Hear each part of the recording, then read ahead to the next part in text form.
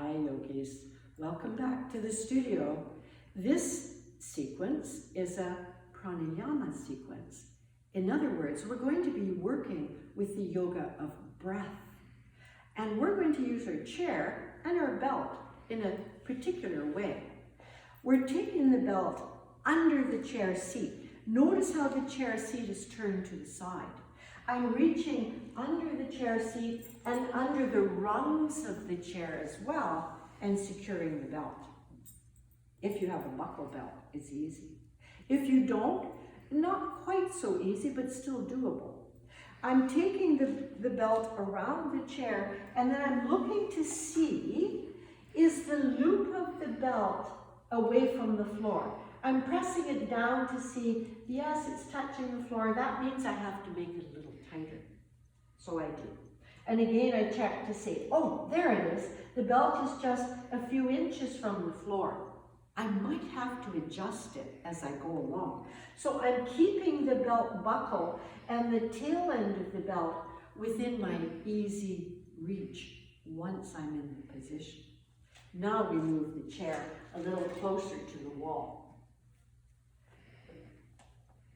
To come into this position, it's a little strange, but it's yoga. So we use props and chairs in ways that we might not use them ordinarily. Sit in front of the chair. Come onto your elbows and push the top of the buttock away from you so you can stretch the spine. Be careful as you come under the chair, don't hit your head. Back yourself up so that you can take the belt under the base of the skull. Here, it's come between the ears and the skull. It's right at the very base of the skull. And now I can stretch the legs away from the chair. Joining the legs momentarily, I let the thighs turn out, taking the little toe side of the foot toward the floor.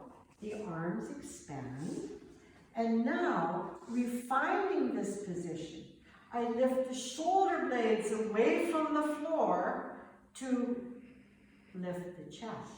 Now the top of the shoulder blades is resting against the yoga mat, but the bottom tip of the shoulder blades is lifting. This has the effect of spreading the chest wall and the skin over the chest. This use of the belt allows the base of the skull to be part of the base of the posture. I relax the skin, flesh, and bones at the base of the skull and let the base of the skull broaden.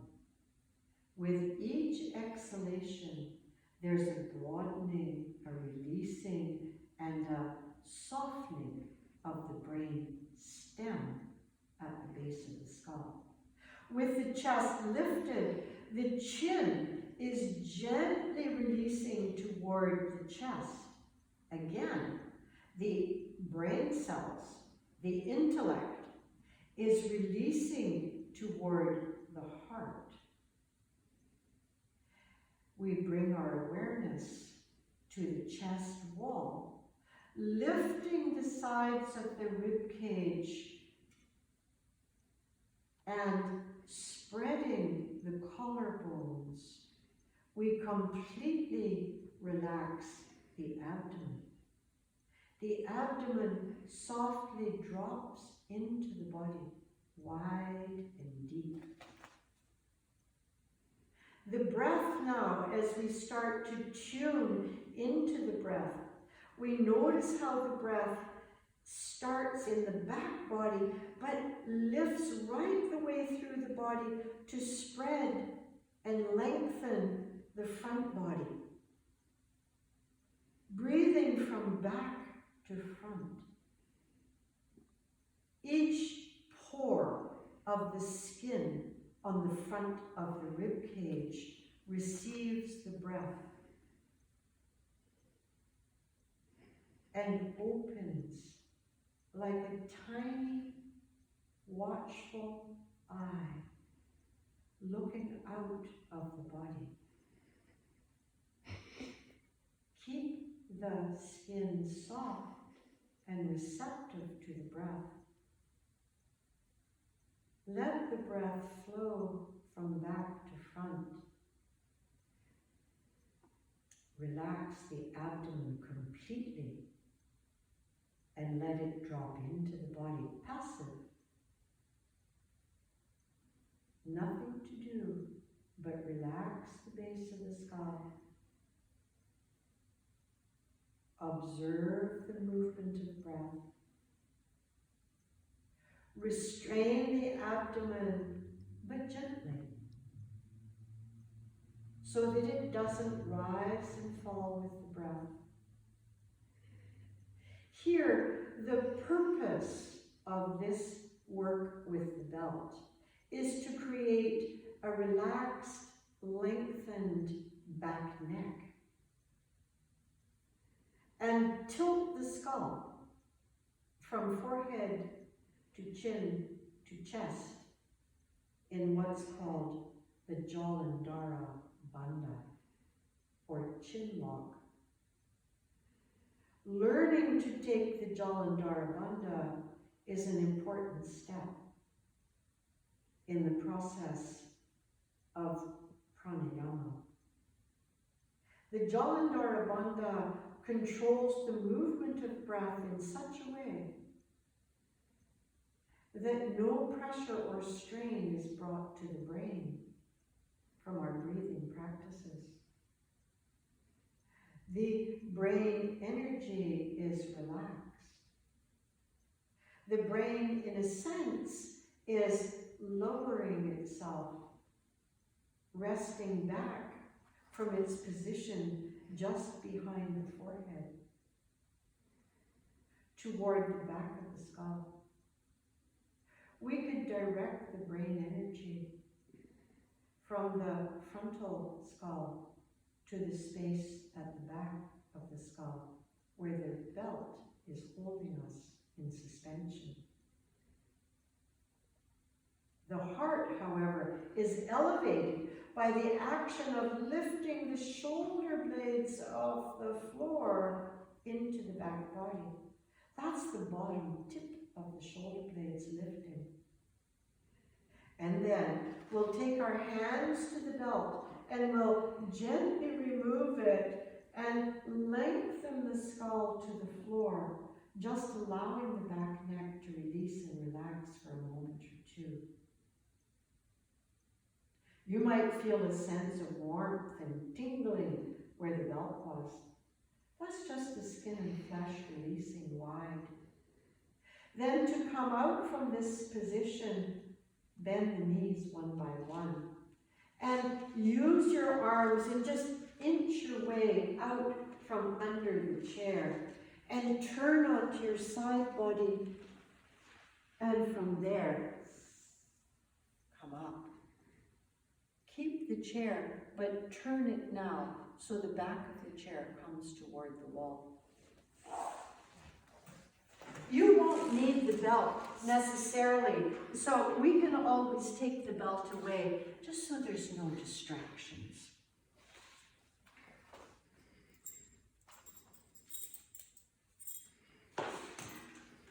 Then, turning the chair toward the wall, bring your 2 foam blocks and your blanket. And make a little sandwich of the foam blocks and the blanket. This is a platform for sitting, you see. And we're thinking that it might be enough support for you to sit with the spine lifted and the thighs released. It's set right against the chair. I'm going to add the belt to this setup. I take the belt and divide it into 2 portions, like that. And then, turning my back to you, I bring the belt, seesawing it into the upper back. Sometimes, as I turn forward, you see, I just tilt the chest and slide the belt a little higher. And then, one by one, we take the belt over the shoulders and we turn it against itself once. at the base of the neck. And then immediately reach for the sides of the belt and draw it down, down the sides of the legs. As the shoulders release away from the ears, the neck feels longer and freer. To get the belt working for the upper back, I'll turn sideways and show you that I'm stretching the belt forward. This presses the shoulder blades against the upper back and helps me to spread and lift the chest.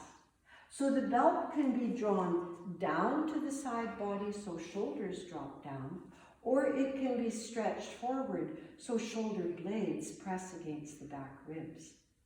They have separate but both important effects on the shoulder girdle.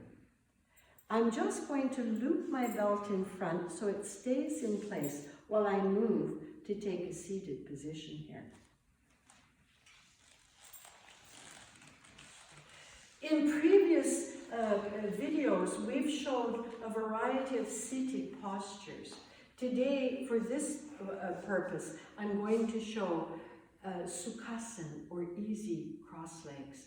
This time I'll bring the right leg in.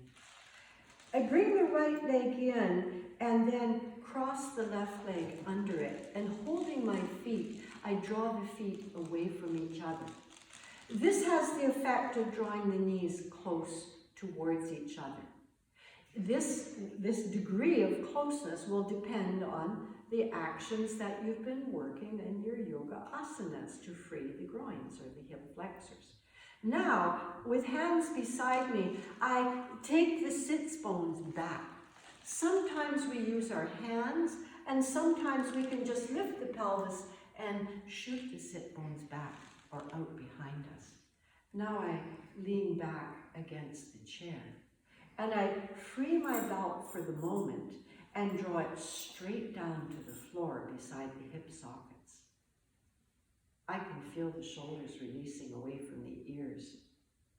And then I take the belt forward and draw the shoulder blades against the back body. This gives the front upper chest a lift and a spreading quality. And then slowly I release the chin toward the chest. But I keep in mind that what's really important here is the chest lifts toward the chin. To get that, I'm going to press my fingertips down to the floor and lift the chest as the chin descends. I'm not trying to push my chin down because that would have the effect of squeezing against the throat. And if your garments have a tight hug on your throat, just free the garment so this whole area of the throat is free and open. Sometimes, to get the chin down, it's helpful to just use your fingers like this to lightly touch the flesh under the chin and gently draw it to the sides. Chest is lifting, chin is coming down. I find my belt again and once more revisit this action, drawing the shoulders down, but chest is lifting.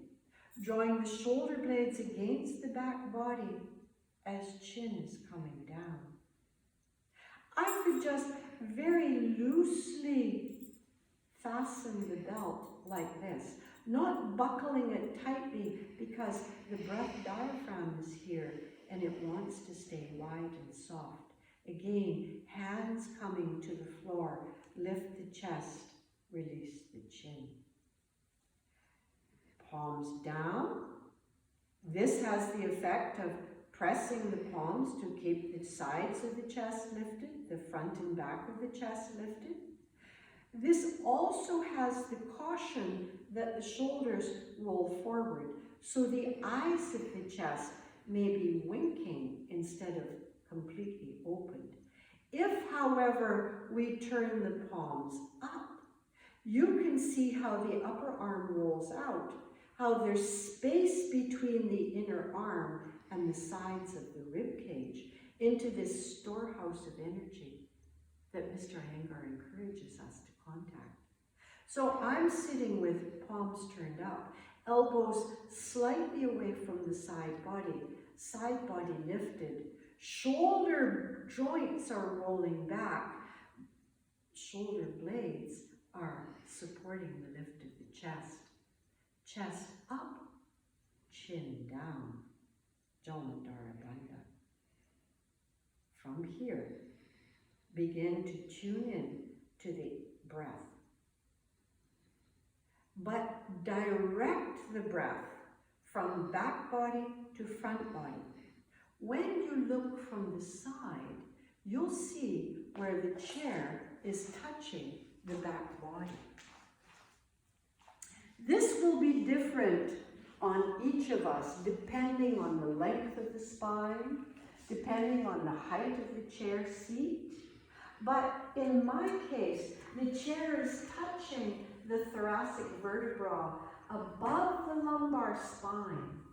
And it's guiding the thoracic vertebra to lift into the body diagonally. This is a diagonal angle. From the elbow tip, where I feel the chair touching my back body, I'm directing the breath on this angle to the front body. Each inhalation starts in the back body, chin is coming down, chest is lifting, simply watching the breath move from the back body, through the body, to the front.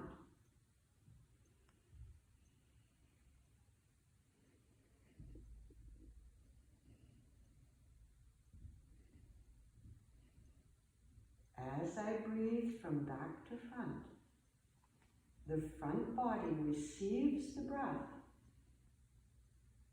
The skin and flesh of the front body spread to the sides, but also up.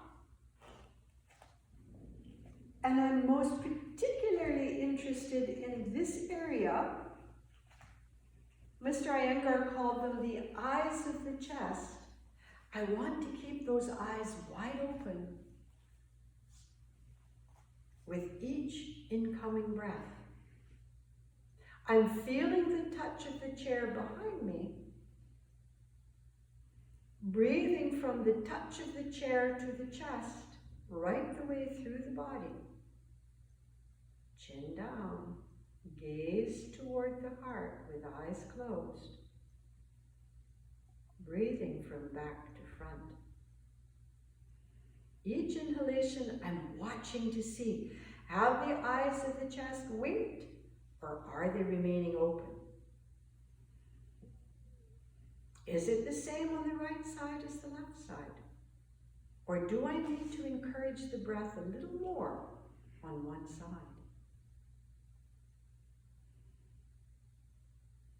Now, I'm beginning to notice the texture of the breath. I'm inviting a smooth inhalation and a smooth and steady exhalation.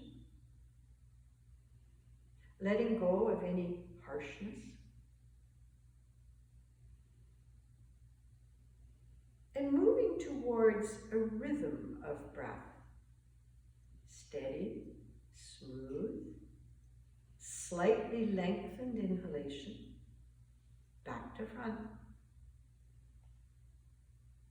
Maintaining the lift of the chest throughout the exhalation.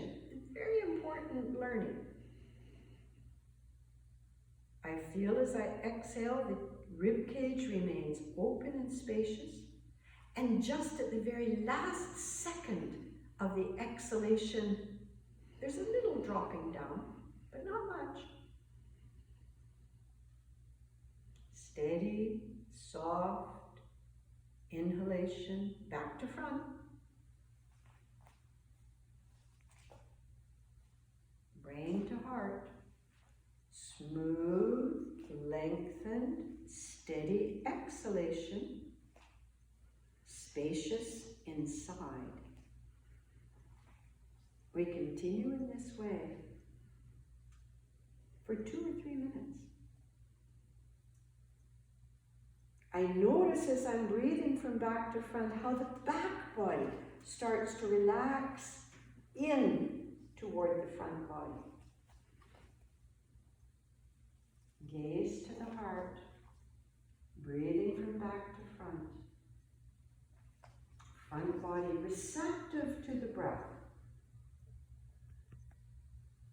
Guiding it into the sides of the rib cage, wide. And then lifting the breath, rib by rib, up through the rib cage toward the chest, toward the breast, perhaps even toward the collarbones, but not toward the throat. We'll just let that lift of the breath be effortless, no strain, no catch in the breath, breathing from back to front, chin down. Brain cells releasing toward the heart. Nothing to do but observe the precious gift of breath. And then return to normal breathing. Let the hands turn to the thighs and very slowly lift the head to eye level. Eyes are closed. Glance down for a moment and then let the eyes sweep across the floor to eye level and release the legs. If that sit felt like a long time for your thighs, if it was difficult to release the groins and the thighs, you can always place supports under the thighs. I think you know that, and so I'm not belaboring the setup quite so much as I might do in a group class face-to-face. If I saw that the knees were lifted above the waist, that's definitely a signal that we need to sit on a little more height, and we likely would benefit from supporting the thighs as well. Because in any seated posture, we want the body to relax, or it will distract us from our concentration on the breath. Now we're going to move from the seated posture to a reclining posture. I'll show you what I mean. I'm taking the belt jacket off. I'm told by a surgeon that the belt jacket was once a means to help folks who had broken a collarbone to heal the collarbones. But you can see how we've used it in yoga to relax and release the upper torso. We take the chair away.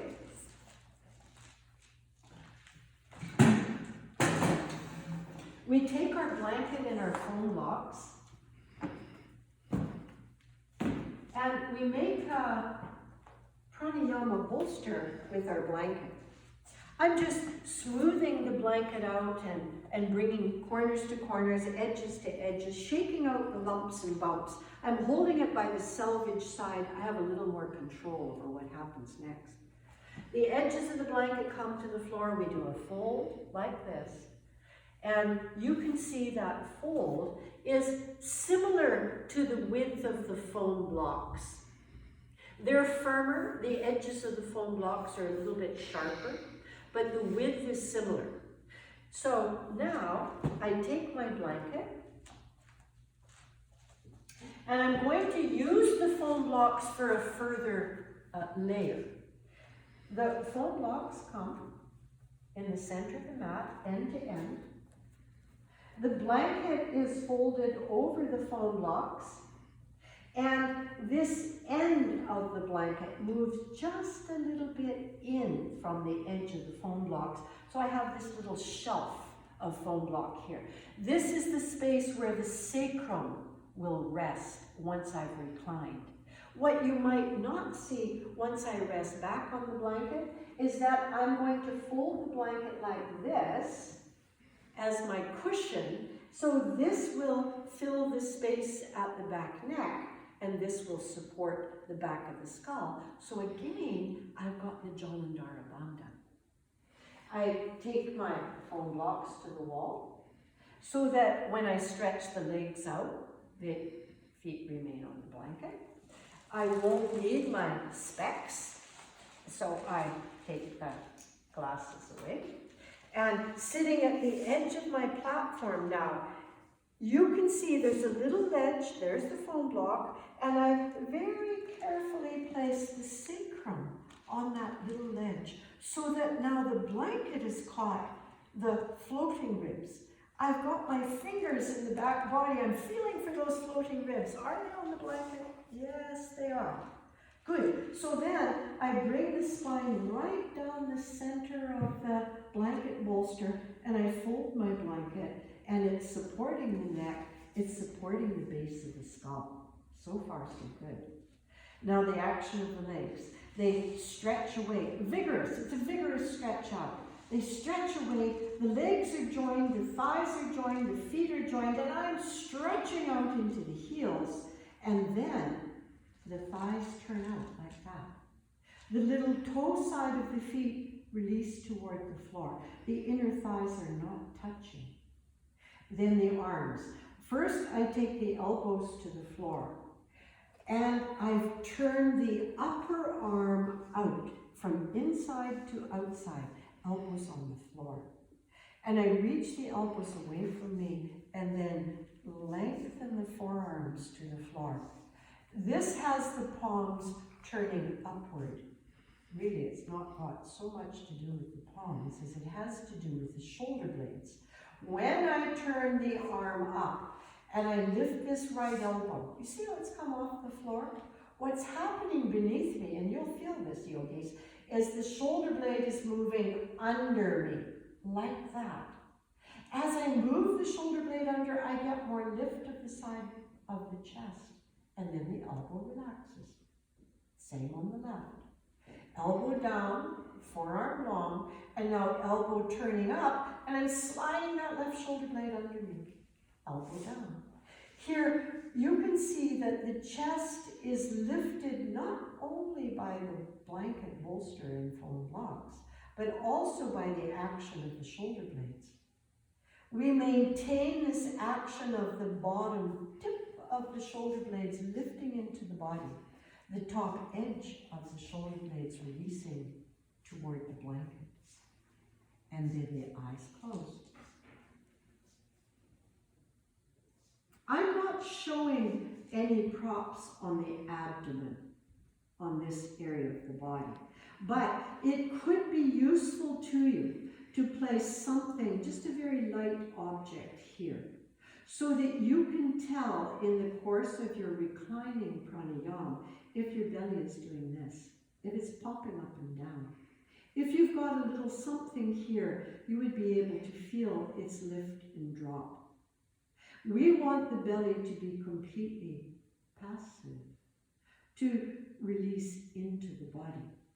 Again, with the arms, elbows down, upper arms out, forearms long, elbow up, shoulder blade under, elbow up, shoulder blade under. Skin and flesh of the chest rolling wide and lifting toward the collarbones. We're ready for reclining pranayama. Exhale completely. And as you inhale, invite the breath to spread into the sides of the rib cage. Expanding from the center of the body to the sides. Expanding from the sternum or breastbone to the sides of the rib cage.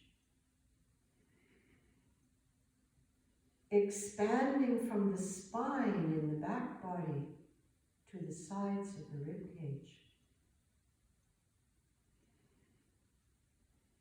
And letting the skin and flesh of the chest broaden away from the breastbone to the right and left with the breath. letting the skin and flesh of the back body expand from the spine to the right and left in the back body.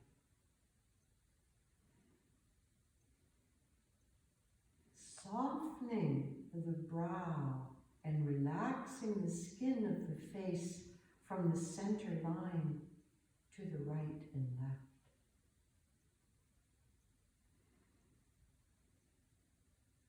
And now, invite the sides of the navel to relax wide and soft. Invite the belly to be completely passive.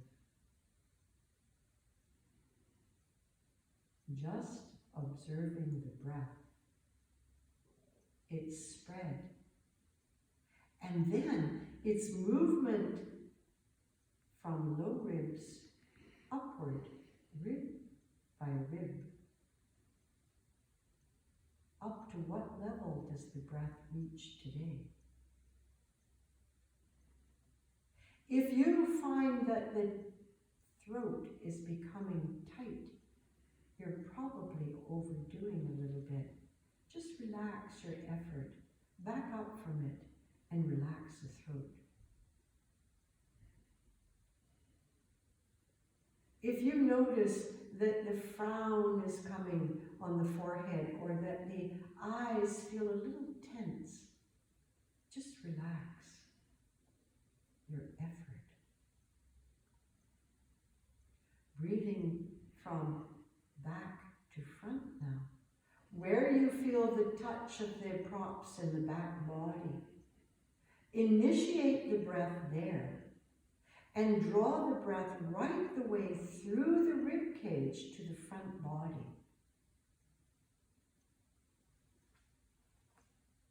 Can you feel how much more breath arrives in the front body when you breathe from back to front? It's true. The skin and flesh of the front body are receptive to the breath. They spread to the sides as well as up.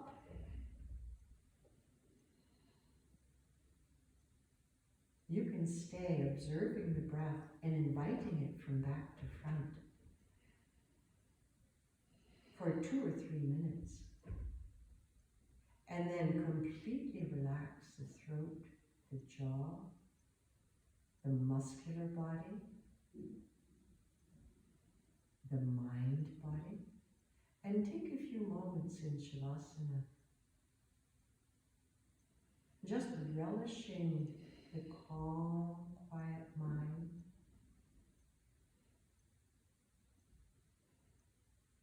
the stillness of the body. It's in these precious moments that sometimes insights arrive, like a flash of knowing that's coming from the deep subconscious, from the true self, illuminating and directing us. And then let the hands come onto the front body. Let the knees bend and take yourself to the side, supporting the head and coming right the way off your props, draw your knees up. At this point, the eyes may be closed or open. Just spend a short while here. And then press down with the hands, look down, hands come down, chest comes up, and we find some means to sit. I'm going to use the little platform of support. Fold the legs. This moment is the moment that yoga was designed for. This moment of a calm mind and a quiet body. You can spend this moment with eyes closed, just looking inward, noticing the thoughts that arise, and how as we name them and identify them, those thoughts dissolve like clouds in the sky. And then draw the palms together, bring them straight into the heart, and dedicate your practice as you wish. It's all energy, yogis. You can dedicate your practice to someone, someplace, maybe a group of people, or maybe yourself, that any benefits be directed for wellness and wholeness. I bow to you in the spirit of wellness and wholeness. Namaste.